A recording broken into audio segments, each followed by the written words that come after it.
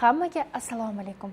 Bugun biz siz bilan birgalikda yoshi katta insonlar rus tilida qanaqa qilib sodda va oson va eng muhimi qisqa muddat ichida samarali razgovorga chiqa olishini birgalikda ko'rib chiqamiz. Aziz o'quvchilar, hozir men sizga bir narsani tushuntiraman. Juda ham ko'plab insonlar rus tilini o'rganishni boshlaganida nima deyshadi? Doim ustoz, men maktabni ancha oldin tugatganman. Hozir grammatikadan chiqib ketganman, esla olermikanman, so'zlarni tez yodlab qola olermikanman deb shikoyat qilishadi. Yoki yosh o'tgan sayin xotira pasayadi deb o'ylashadi. Bu eng katta xatolardan biri hisoblanadi.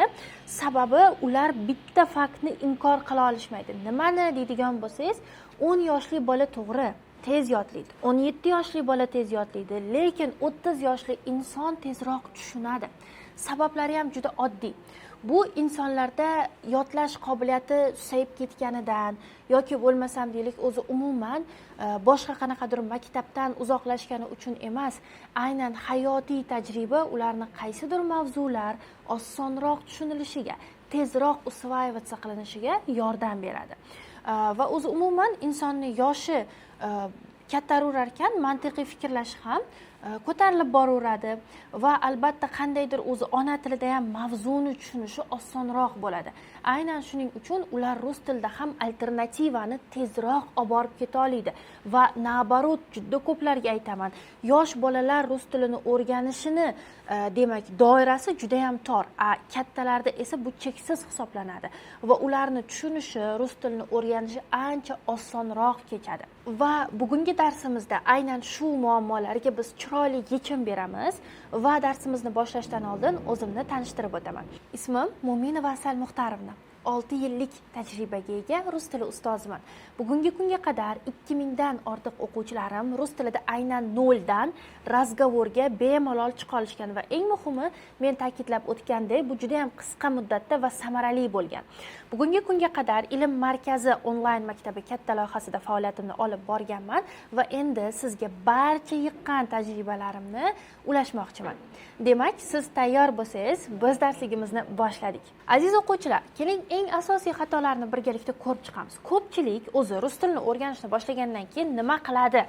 Ko'pchilik 100 ta so'z yodlaydi, srazu bittada o'tirib yodlashga harakat qiladi. Ertasi kuni uni 50 tasi prosta unutib bo'lib ketadi. Конечно же, albatta meni xotiramda bu so'zlar qolmabdi degan narsa, o'y fikr kelgandan keyin motivatsiyasi tushib ketadi.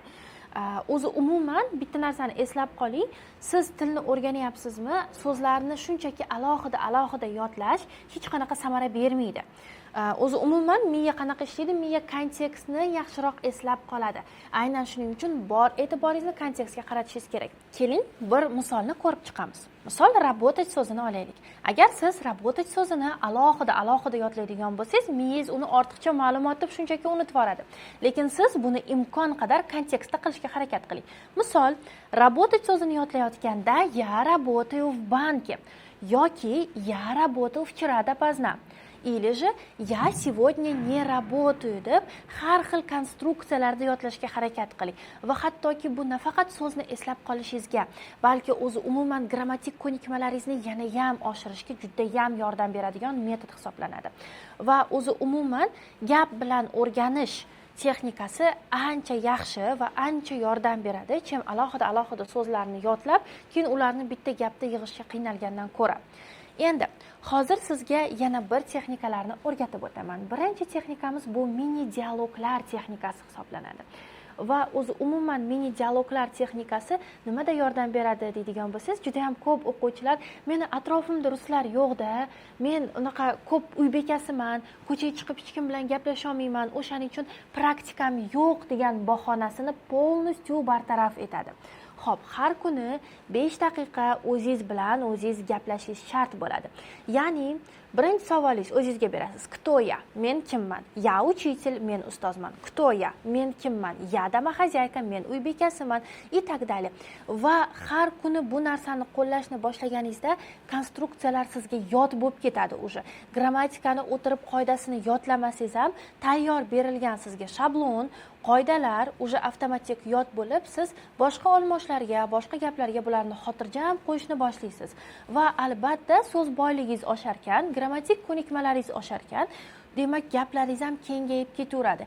Lekin bu birinchi o'rinda sizga eng katta beradigan maslahatim kundalikda har doim ishlatiladigan, sizni turmushda o'rab turadigan iboralar bilan suhbatlar qurishga harakat qiling. Например, faqatgina savol-javob formatida emas, balki o'zingizga ko'proq отчетlar berishni o'rganing. Hozir men telefon ko'ryapman. Сейчас я смотрю в телефоне определенные видео yoki men ovqat pishiryapman, я готовлю, что я делаю, men nima qilyapman deb va unga savol-javob dialoglarini ko'proq tuzishga harakat qiling. Bu texnikani foydali taraflari juda ham ko'p aslida. Birinchi o'rinda o'sha aytganimdek grammatik ko'nikmani yaxshilab o'zingizga singdirib olishingiz. Qoida esingizda qolmasa ham miya уже avtomatik bu narsani chiqazib beradi. Ikkinchisi bu albatta savollar berishni o'rganasiz va ularni har xil muhitda tez javob berishga o'zingizni odat qilasiz.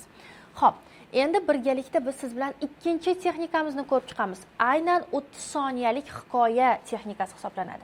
Bu videoni agar meni o'quvchilarim ko'rishayotgan bo'lsa, ular juda ham yaxshi bilishadi, что mana shu texnikani men prям majburlayman qo'llashga. Sababi bu texnikadan-da kuchliroq metod yo'q deb bilaman.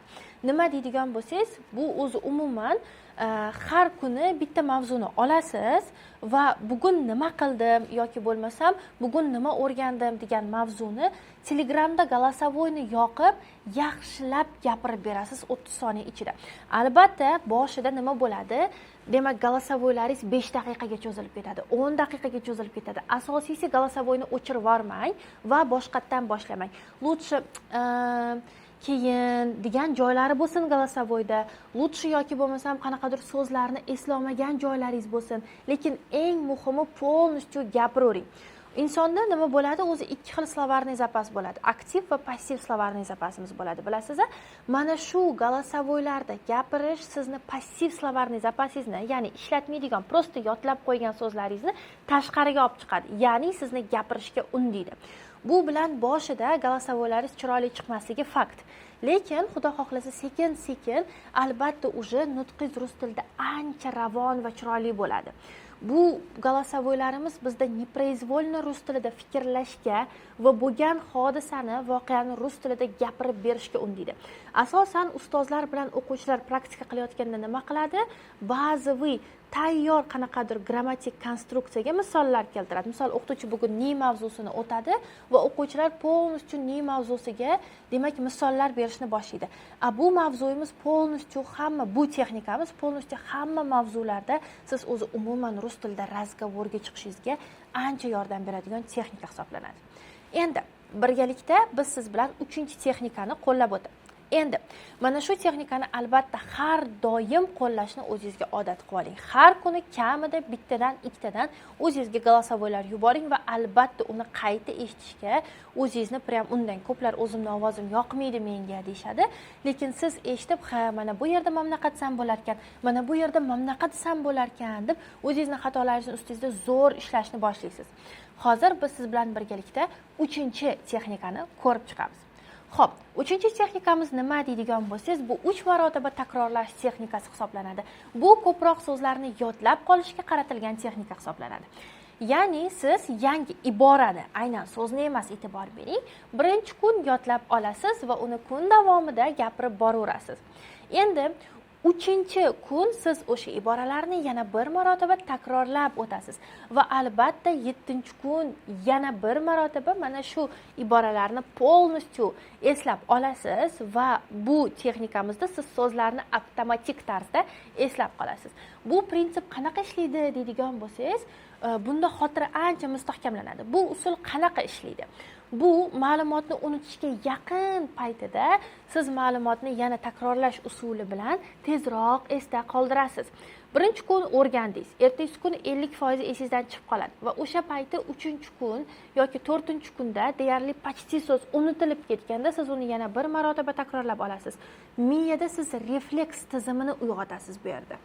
Xo'p, endi o'zi umuman agar siz qanaqadir narsani unutayotgan buni chegarasida bir takrorlab olsangiz, ancha esingizda qoladi va xotirani ham siz odatga shakllantirasiz. Mana shu so'zlarni odat tarzida olib qo'yishiga.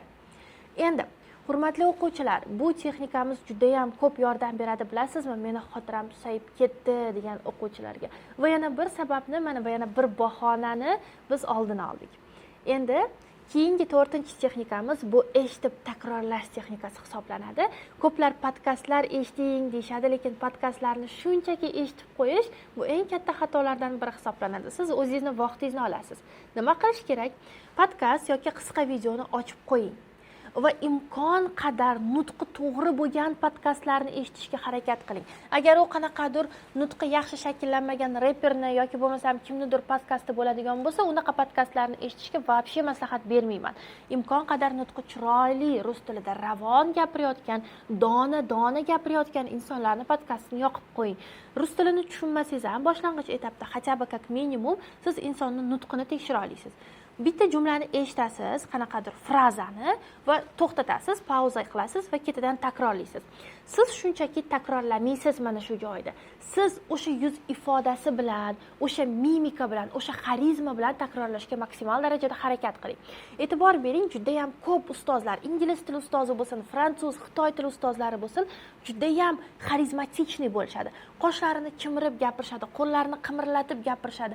Nimaga deydigan bo'lsangiz, mana shu odat bilan ular tilni yodlashgan bo'ladi va sizga ham mavzuni tushuntirayotganda ular mana shu odati bilan sizni esda qoldirishingizni xohlaydi.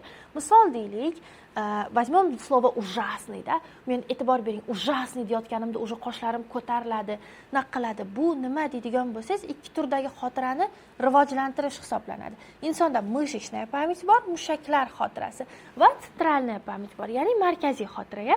Markaziy xotira so'zni yodlab qoldi, mushaklar esa o'sha mimikani eslab qoldi. Va siz keyingi safar so'z esingizga kelmaganda, ужасный so'z esingizga kelmaganda, mushaklar o'sha ko'zni, o'sha qo'lni pozitsiyasini qilganda so'z avtomatik sizga esingizda keladi. Va albatta bu native speaker degan tushunchasi bor, bilamiz. Rusiy zabonlar o'zi gapirishga siz ko'proq taqlid qilasiz. Xuddi shunaqa qilib gapirishga, o'sha mimikalar bilan, o'sha ifodalar bilan gapirishga ko'proq o'zingizni moslashtirasiz va nutqingiz ancha chiroylilashadi mana shu etapda. Demak, ko'proq so'zlarni o'sha maniera bilan, o'sha ovoz bilan, o'sha ton bilan gapirishga harakat qilamiz. Aziz o'quvchilar, endi men sizga eng oxirgi 5-texnikamizni o'rgataman. Demak, bu ish tilini o'rganish texnikasi hisoblanadi. Eng muhim texnikalardan biri aynan sizga samara beradigan. Bu mening o'zi eng katta og'rig'im hisoblanadi. Nimaga deydigan bo'lsangiz, yoshi katta insonlar til o'rganayotganda juda ham ko'p joylarda qanaqadir sabzavotlar mavzusini, hayvonot olami, bugun ko'chada qanday havo mavzularini, ikkinchi darajali mavzularni razgovorga chiqayotganda o'rganishga harakat qilishadi. Sababi bitta narsani tushunib oling, hurmatli o'quvchilar. Siz til o'rganayotganda ikkinchi darajali mavzularga bor e'tiboringizni qaratmang, ko'chada qanaqa havo yoki bugun Anvar maktabga bordi mavzularini. Bu mavzularni siz grammatik ko'nikmalarni o'rganib olganingizdan keyin so'z boyligingizni oshirib, bemalol o'zingiz mustaqil gapirib ketaverasiz. Bu razgovorning asosiy mavzulari emas. Va bu o'zi umuman ustoz sizga o'tadigan mavzular hisoblanmaydi. O'shaning uchun rus tilini o'rganayotganda bunaqa mavzularni ikkinchi darajali mavzu deb qabul qilamiz. Bu degani bunaqa mavzularni umuman o'tish kerak emas degani emas. Prosta bunaqa mavzularni siz mustaqil o'zingiz keyinchalik o'rgana olasiz. Asosiy maqsad hozir sizda razgovorga chiqishmi, razgovorda qaysi sohada chiqishmi, bo'ldi. O'shanga qarating e'tiboringizni. Nima qilasiz? O'zi umuman polностью ko'proq hayotda qo'llaniladigan kasbiy atamalaringiz, kasbiy so'zlaringizni e'tiboringizni qarating ishlatishga. Chunki buni real amaliyotda qo'llaysiz. Lekin sabzavotlar mavzusini siz ishxonangizda qo'llashingiz ehtimoli menimcha bir 30% bo'lsa kerak, ito pastroq bo'lmasa. Endi nima deydigan bo'lsangiz, agar siz ishlaydigan bo'lsangiz, umumiy rus tili razgovorini emas, aynan sohaviy atamalar, sohaviy razgovorga e'tiboringizni qarating. Masalan, siz mijoz bilan gaplashish yoki prezentatsiya qilishni, o'zi umuman telefonda qanaqadir savollarga javob berishni, demak, sohangiz bo'lsa, mana shunaqa iboralarni ko'proq yodlab, konstruksiyalarni, grammatik bilimni o'rganganingizda, aynan sohangizdagi atamalar bilan ko'proq misollar keltirib ko'rishga harakat qiling. Misol deylik, agar darsni boshida aytgandim, ne qo'shimchasini o'rganyapsizmi? Men ovqatni pishirdim emas, men mijozni qabul qildim. Yoki bo'lmasa men ko'chani supurdim emas, men demak tovarlarni joylab chiqdim degan misollarga ko'proq e'tiborlaringizni qarating, hurmatli o'quvchilar.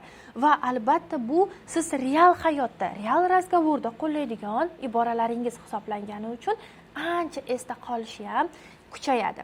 Va albatta bu maqsadli o'rganishga kiradi. Hurmatli o'quvchilar, endi biz eng katta og'riqlardan biri xotiram sust bo'lsa nimalar qilishim kerak degan savolga javob beramiz. Lekin bu savolga javob berishdan oldin men sizga qisqacha bir ma'lumot aytib o'taman. Aziz o'quvchilar, juda ham ko'p o'quvchilar qanday qilib qisqa muddatda samarali natijaga chiqsam bo'ladi deyshadi. Aynan shuning uchun men 6 yillik tajribam davomida o'quvchilarga eng samarali metodlarni, eng samarali yo'lni qurishga harakat qilganman. Ya'ni shunchaki dars bermaganman, balki o'quvchilarning og'riqlari, ular qiynaladigan mavzularni juda ham sodda qilib tushuntirishga harakat qilganman. Va aynan shuning uchun sizga atigina 2 oylik kurs ishlab chiqqanman. Agar siz mana shu etapda baribir mustaqil o'zim o'rgana olmayman, qiynalaman, menga ustoz yordami kerak bo'ladi deydigan bo'lsangiz, mana shu texnikalarni polностью jamlagan chuqur kurs ishlab chiqqanman. 6 yillik tajribam davomida o'quvchilarni barcha qiynaladigan mavzulari soddalashtirib tushuntiradigan metodlarni ishlab chiqib, sizga atigini 2 oyda rus tilida 0 dan erkin razgovorga chiqa oladigan metodika ishlab chiqdim. Hozir sizga darsliklarni polностью tanishtirib o'taman. Darsliklarimiz 60 kun davomida bo'lib o'tadi va 60 kunda siz prям 0 dan boshlang'ich darajadan razgovorga bemalol chiqa olasiz. Va mana shu etapda men bir narsani tushuntirib o'tmoqchiman. Hurmatli o'quvchilar, juda ham ko'p joylarda sizga baland parvoz gaplar va'da beriladi, ya'ni erkin razgovor yoki bo'lmasam deylik o'zi umuman rus tilini suv qilib ichib olasiz degan понятияda men sizga ochiqchasiga bir faktni tushuntirib o'taman. Siz 60 kunda polностью rus tilida gapirish uchun eng kerakli bo'ladigan ko'nikmalarni, eng kerakli bo'ladigan iboralarni, eng kerakli bo'ladigan texnikalarni qo'lga kiritasiz va so'z boyligingizni oshirish уже sizni qo'lingizda bo'ladi. Sizga eng kerakli bo'ladigan slovarlarni, metodlarni, materiallarni va albatta texnikalarni darslarim davomida polностью taqdim etaman va darslarda biz bor e'tiborimizni faqat va faqat razgovorga qaratamiz. Ya'ni darsda qanaqa etap bo'ladi deydigan bo'lsangiz, darsliklarimiz haftada 3 marotaba 1,5 soatdan davom etadi. Va siz komfortni o'qishingiz uchun guruhda juda ham ko'p odam yoki bo'lmasam faqat ustoz gapiradigan leksiya tarzida olib borilmaydi. Boshi bir 20 daqiqa uzog'i grammatik mavzuni tushuntirishga qaratiladi va darsni 80% faqat va faqat sizni real razgovorga olib chiquvchi metodlar orqali gapirtirish bo'ladi. Darslarda siz polностью e'tiboringizni razgovorga qaratasiz va bu darsda siz ortiqcha keraksiz bo'ladigan ma'lumotlarni, sizga qiyin bo'ladigan grammatik mavzularni uchratmaysiz.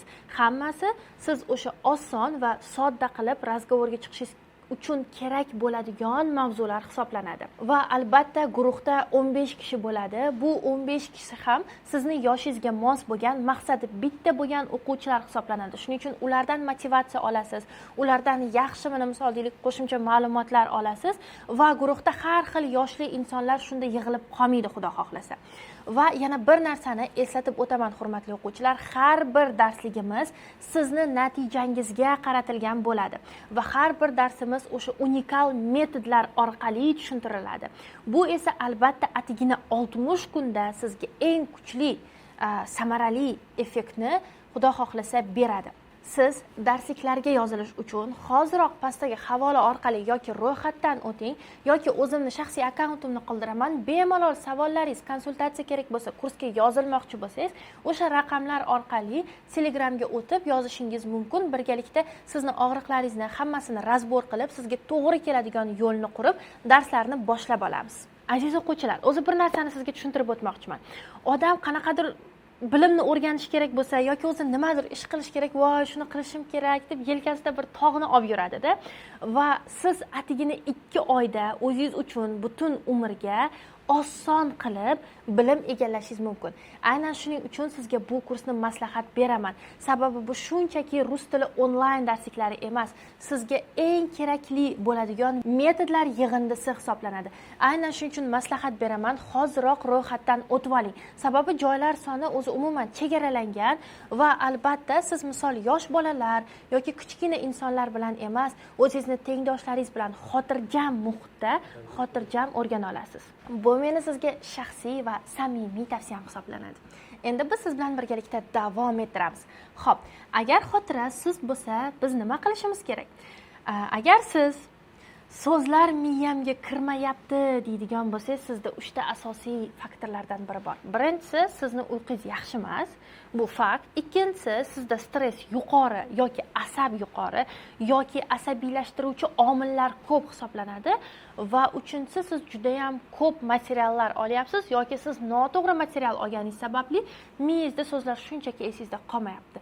Yechim, hurmatli o'quvchilar, bularning hammasi juda ham oddiy. Xayolni bir joyga jamlash shart hisoblanadi. Fokusingizni xotirjam bir joyga qarating. So'zlarni yodlashim kerak. Hozir yodlayman, birinchi men buni qilolaman, keyin men buni qilolaman deb bittada bunaqa funksionalniy ko'p vazifa bajaruvchi bo'lishga harakat qilmang. Kuniga 10 ta emas, 3 ta lekin sifatli aynan ibora yodlab qo'ying. Ovozingizni chiqazib yodlang har doim. Miya ko'z bilan eslab qolmaydi. Til bu nomi bilan til, uni gapirish kerak, tilni qimirlatish kerak. Nima qilamiz? Ovozimizni chiqazib 3 ta kuniga ibora yodlaymiz va yodlaganda ham aynan to'g'ri iboralarni tanlashga harakat qiling. Undan keyin siz qo'rqmang, xato qilaman, noto'g'ri gapiraman deb. Xato qilmagan odam kim deydigan bo'lsangiz, hech nimani o'rganmagan odam, albatta kim hech nimani boshlamagan odam xato qilmay o'tiraveradi. Lekin u bilimga ham ega bo'lmaydi. Yosh katta bo'lgan sayin miya sekinlashmaydi. Bu mif hisoblanadi. U shunchaki keraksiz ma'lumotlarni unutib yuborishga juda ham moyillashadi. Shuning uchun siz amaliy gaplarni, har kuni qo'llaniladigan gaplaringizni bir kunda 3 tadan iborat yodlang. Endi agar siz ish bilan band bo'lsangiz-chi, siz prям judayam 24/7 ishlovchi odamsiz, sizni umuman ro'zg'oringiz, ishingiz polностью o'rab qo'ygan, hozir rus tilini o'rganishga vaqtingiz yo'q. Ana o'sha 3 ta iborani yodladingizmi? O'zi umuman Instagramni 5 daqiqaga o'chirib turishga odatlaning, televizorni 5 daqiqaga o'chirib turishga odatlaning va idish yuvayotganda so'zlarni takrorlang. Ovqat qilayotganda siz ovqatni qanday qilayotganingizni jarayonini gapiring. Hozir men piyozni to'g'radim, men ovqatni qovurdim deb o'zingizga o'zingiz boya darsni boshida aytganimdek hisobot bering. Siz rulda ketyapsizmi? Ovozingizni chiqazib, marsrutingizni hozir chapga qayrilaman, o'ngga qayrilaman deb real praktika qiling. Обязательно oldingizga qanaqadir Kirill yoki Natasha kelib rus tilida gapirishi shart emas siz razgovorga chiqishingiz uchun. Razgovorga siz chiqasiz, ular shunchaki omil hisoblanadi. Aynan shuning uchun o'zingiz mustaqil ko'proq gapiring. Buning uchun siz kuniga 10-15 daqiqa ajratsangiz, xudo xohlasa bemalol yetadi. Обязательно o'tirib olib qanaqadir so'zni, kitobni ochib, yodlab, uni konspekt qilish shart emas. Siz sekin-sekin shunaqa qilib ko'nikmani o'zingizda shakllantirib borasiz. Hurmatli o'quvchilar, albatta bularning hammasidan mukammallikni siz kutmang va qidirmang. Sababi siz endi o'rganuvchi insonsiz va xatolar, kamchiliklar bo'lishi bu albatta tabiiy hol hisoblanadi. Agar bugun 5 ta gap aytsangiz, 5 ta gap yodlasangiz, bir oyda siz уже ancha ko'p so'z bilgan bo'lasiz va eng muhimi eslab qoling, yosh hech nimani hech qachon hal qilmaydi. Eng muhimi bu insonning qarori, qat'iyati va intizom hisoblanadi. Agar bu dars sizga yoqqan bo'lsa, albatta izohlarda o'zingizning fikringizni yozib qoldirishni va like bosib qo'yishni unutmang. Biz esa siz bilan keyingi darslarda ko'rishguncha deb qolamiz.